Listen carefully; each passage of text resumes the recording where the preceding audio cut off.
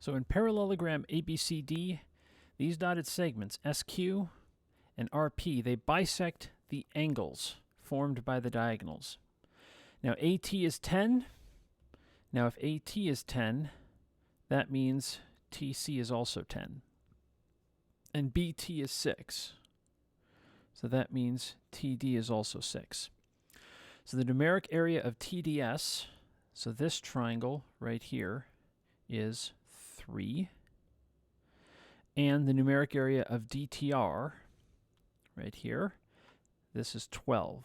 So we want the area of the whole parallelogram. All right.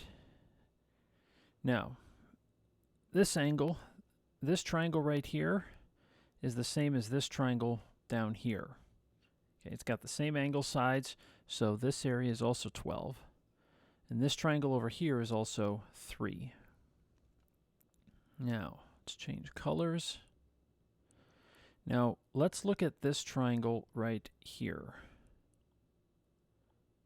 Now, we've got this angle bisector. Now, when you've got an angle bisector, what that does is that breaks up the base into two pieces that are similar, as in proportional, to these sides. So this is 10K, and this is 6K. Now, we can treat these as the bases of these two triangles. Now, what these two triangles share is the height. So that means I can say 1/2 times 6K times the height is 12. Now, I want to figure out what is 1/2 times 10K times the height. That's going to give me this area. Well, all I have to do to go from here to here is to multiply by 10 over 6.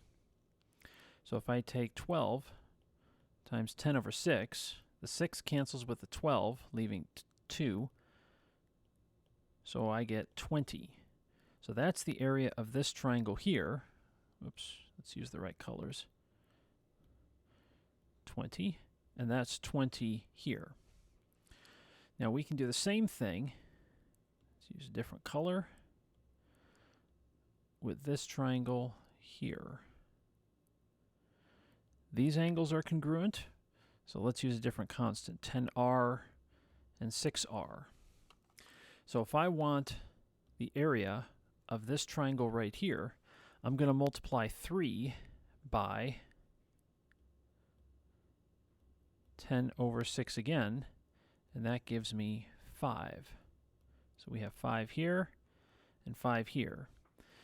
So if I add 3 and 5, we get 8 plus 12 is 20. So these 3 add up to 20. These 3 add up to 20, so we're at 40. And then 20 and 20 is 40 more. So the area of the whole parallelogram is 80.